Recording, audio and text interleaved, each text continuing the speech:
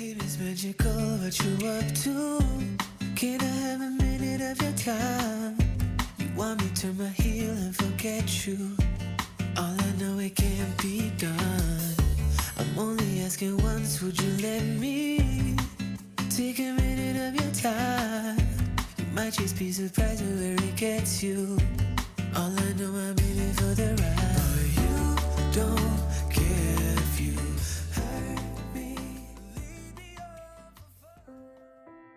Hi everyone, and welcome back to my channel. Or if you're new here, then welcome. I'm JongWildAndFree, and on this channel I love sharing my Sims 4 build creations that I make into different types of speed builds. If this is something you like to watch, then don't forget to subscribe to this channel and also click the notification bell so you will get notified whenever I post something new. I also want to quickly mention that I did adopt a dog this weekend, and I'm not really sure yet how he's gonna behave throughout this voiceover. So if you all of a sudden hear some strange sounds, it might be him asking for attention or playing around with his toys. As of right now, he's just relaxing, so I'm crossing my fingers that he will be doing that throughout this voiceover. Now, as for today's speed build, I did another requested build, which is a starter home that is fully base game and can have room for 3 to 4 Sims. So I made this house for 4 Sims total right now, but kids could easily be able to share room, and then you could fit a couple more in if you would like.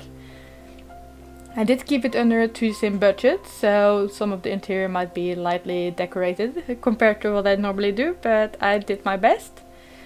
But at least you won't need 4 Sims to start with this at once, but you are gonna need a job or find some collectibles at once and sell those probably, just to be able to afford it.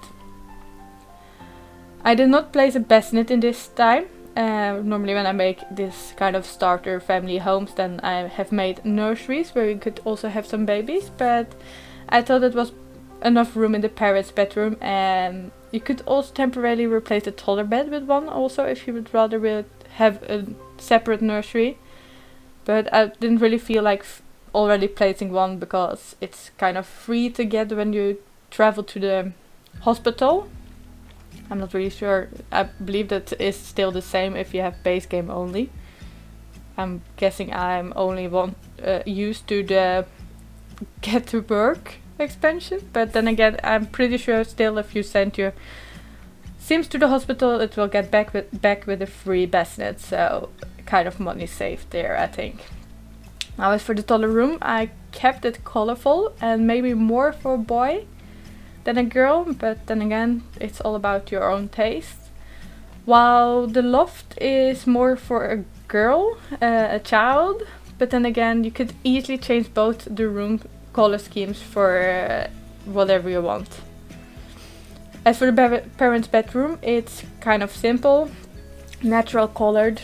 I used the cheapest kitchen cabinets to look like wardrobes, since I like that look a lot better than the real wardrobes, and the real wardrobes in base game are still really expensive beside the kids ones.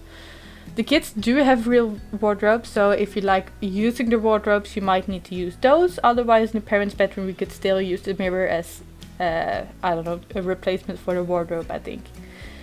Since those are so close to each other you could still pretend they are actually changing with the fake wardrobe, but then actually are using the mirror.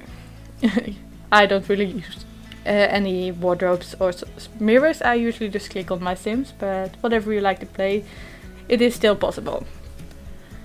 Now as for the living area, I did not place the toddler high chairs since I find those annoying and they are kind of expensive too. But I did make room for 4 people around the dining table, so yeah, you could kind of do whatever you want. You could even save up for one later on. Further, I did not have enough money for a better fridge and stove, so those are the cheapest as well, and this also counts for the bathroom items. Oh, and I placed the toilet in its own little room, so you could easily let one Sim shower while the other one uses a toilet, since there is only technically one bathroom in this build.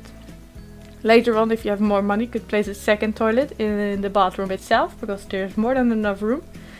And as it comes to sinks, I again did not waste my money on that one, so they have to use the kitchen sink instead.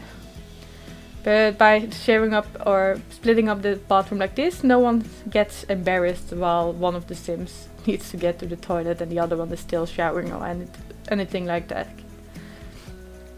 As for the more toddler items, I did place the potty in the toddler's room this time, again kind of.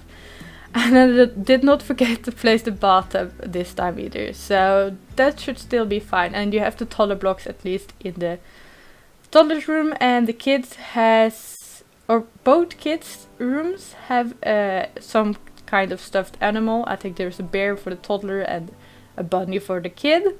And the kid has a toy chest, so whenever the toddler learns to climb stairs, he can play with the toys upstairs in the loft as well. Or you just drag some toys down, whatever you like to do. As for the living room, I did place the Penguin TV, since I could not afford a more expensive one.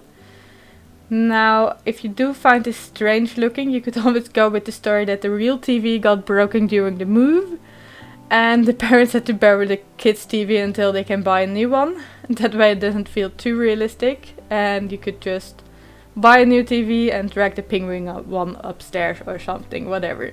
I still find the cheapest TVs in this game really strange, but that's maybe just me. Oh, and I did place the desk in the kids' room as well, so you could later on save up for a PC and place it there, or on a kitchen counter, or whatever you prefer. Until then the kid can at least do his or her homework upstairs as well. As for the garden, I did keep it quite simply furnished with all the free debug items again, just so it would look nice, and the seating area in the back will not be functional as any other time I've made starter homes. But you can replace them later on. And the trash cans, I did place 3 of them to get the feeling again of some more recycling options, but only the black one is functional in that case. But I just like having them like that in my save file later on.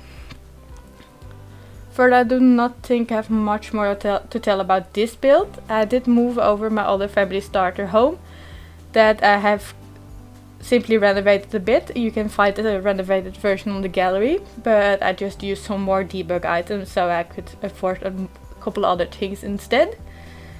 And I just wanted to use this lot again, so that's why I moved it to the neighboring lot.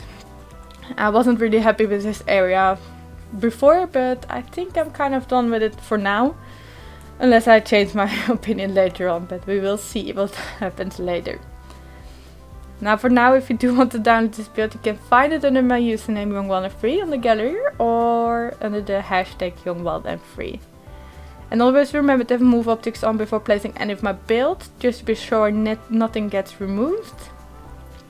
If you do want to re-upload my builds, then you are technically allowed to, but please do not call it your own and grant me by putting my name as a hashtag at least.